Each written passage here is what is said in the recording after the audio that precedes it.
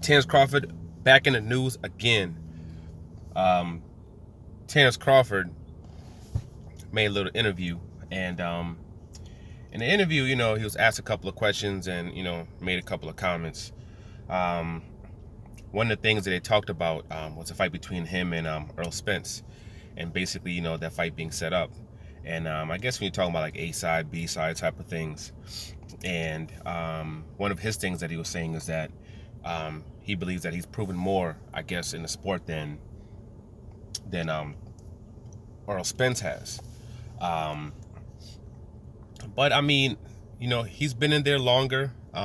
He's been champion in multiple divisions. You can give him that.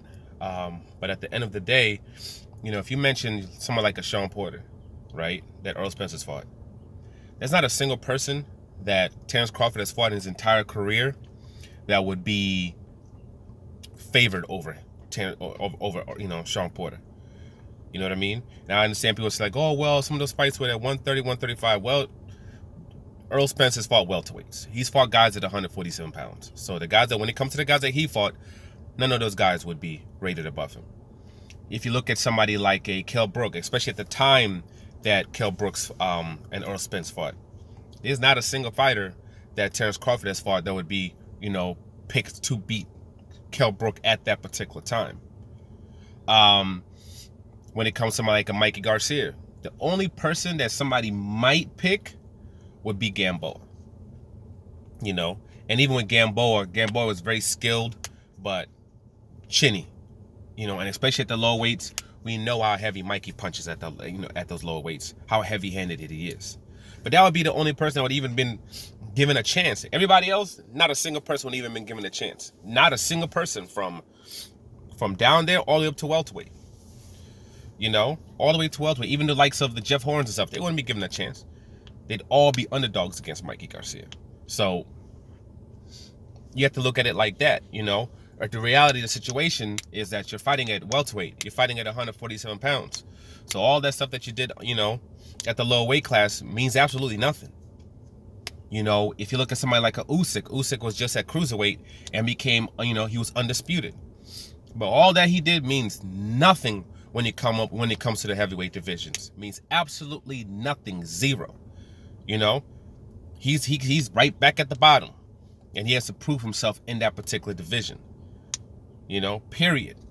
When it comes to the welterweight division, Earl Spence is a unified champion in a division. He's become a much bigger star than Terence Crawford, because that's the other part also, because he said, oh, it's all about the money. Yes, it is about the money. What you bring into a fight, what you generate does matter when it comes to these type of things, because that's the business aspect of it. And it's kind of weird when it comes to people like him. Sometimes they'll say, oh, I just want to fight. It's not about the money. I don't care about the money. But when it comes to the money, I want 50-50. I want 50-50. And the thing is that I understand that's what he wants. He wants to have a fight where when they come in, they're on equal ground. But you have to put in the work to get that. Even somebody like Floyd Mayweather. Floyd Mayweather had an incredible resume. He had fought beast after beast after beast after beast. His resume was light years ahead of Oscar De La Hoya's. Light years. But the reality of the situation is that money part does matter. What you generate, what you bring in does matter. And Oscar De La Hoya had brought in substantially more, than Floyd Mayweather. So Floyd Mayweather was a heavy. He wasn't even the B side really in that fight. He was more like the C side. He was like the C side in that particular fight. But he understood that, this is the position that I'm in, and I got to take this in order to become the superstar that I want to be. And that Terence Crawford is pretty much in that type of situation where if he wants to get to a certain level, that's what he's going to do. What you did before means nothing. Just like what Usyk did before means nothing. And what you do bring when it comes to the finances does also mean something. It means something. It 100% means something. So this is a situation where Terence Crawford and his side, if this fight is to be made, they're going to have to bring themselves down, and they're going to have to play their role as that B-side. You know, and PBC, Al Heyman, he's never been known as a type of super gyp, even the people that they're fighting against, but they understand what their worth is. And he has to understand that this other guy has other opportunities and he has other options that he has available to him as well. So if he can just go ahead and do those other options, he's going to do those other options if you don't want to, you know what I'm saying, play your position. And on top of that, as time grows, he's going to become even a bigger star. He's going to become a much bigger star as time goes on, while you're stagnant or even regressing as a fighter.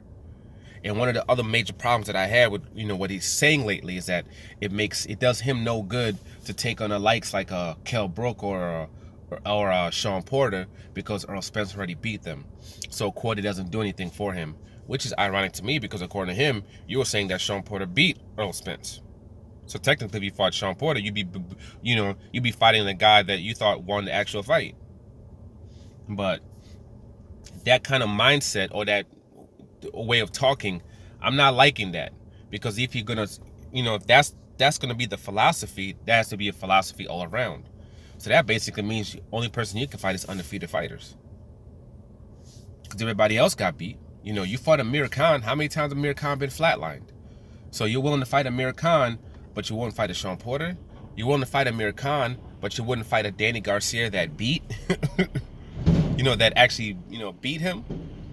Because, quote, now he only wants to fight champions. I only want to fight champions. But is he going to be fighting a champion next? Is that who he's going to be fighting? So, I mean, you want to be in equal standing. You can do that. But you have to do the things that's necessary in order to bring you into that equal standings. If he had actually offered Danny Garcia a real offer and fought Danny Garcia and beat Danny Garcia, that right there would have kind of taken away an option for Earl Spence. If then now you fought a Sean Porter and you beat a Sean Porter, that rematch with Earl Spence and Sean Porter doesn't mean anything anymore.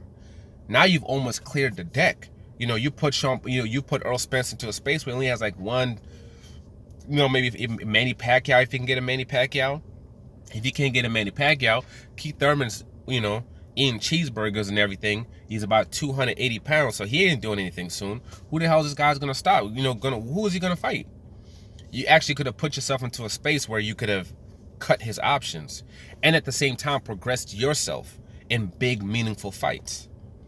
You know, because now you'll hear Bob Arum talk about, oh well, there's no money in this fight. There was no money, quote, in the Sean Porter fight, and that was before Earl Spence fought Sean Porter. Supposedly there was no money in the Earl Spence fight, and we saw what he was able to do with a Sean Porter. Earl Spence and Sean Porter did. Supposedly there's no money in the Danny Garcia fight. Watch what happens if Earl Spence fights Danny Garcia. You're looking at a packed out, sold out Barclays Center. You know, that's some kind of pissed their freaking fight didn't happen, because I would have been able to go to that ish. You know, you're going to see that. You're going to see 300,000 plus pay-per-views. You know, with the guy that, quote, with all these guys that, quote, there's no money in. You know, these are the same people who said that $20 million was too much for Manny Pacquiao to fight Terence Crawford. And we see what Manny Pacquiao's been doing. So that whole team, if they really want this fight, they need to kind of, number one, get into reality of what the situation is, you know, or if there's certain things that they want, they got to start making moves that'll put them in that position where they can request and ask for those type of numbers. You know, but what I think is going to happen, I honestly think this is going to be a situation where, you know, Earl Spence ends up going fighting the likes of probably Manny Pacquiao. If not Manny Pacquiao, Danny Garcia next, then a Manny Pacquiao. You know, I think that's what's going to happen. And believe it or not, I think after that, what's probably going to happen is, unless he fights his mandatories, he's probably going to end up having a fight with Keith Thurman. If Keith Thurman comes back, Keith Thurman has a tune-up, does pretty good. I think probably the fight after that might be a Keith Thurman before we have a Terence Crawford fight. Because I think Terence Crawford and his side are going to, you know, hold on to that stance of we want 50-50, we want 50-50, and that's it. We want a 50-50 fight, and we're going to want a duel. Even though there's, quote, no sides of the streets, they're going to want to have a duel thing between ESPN and Fox. And I think they're going to pretty much keep that stance. And because of that stance that they're going to keep, I personally believe there's a chance that this fight doesn't happen, and Earl Spence ends up going up to 154 and probably taking on one of the unified champions. You know, taking on the champ, unless Charlo has all the damn belts. then he might not go up to 154. But we'll see what the future holds, man. Right now, everything's stagnant and nothing's happening. Like, subscribe, share. I'm out.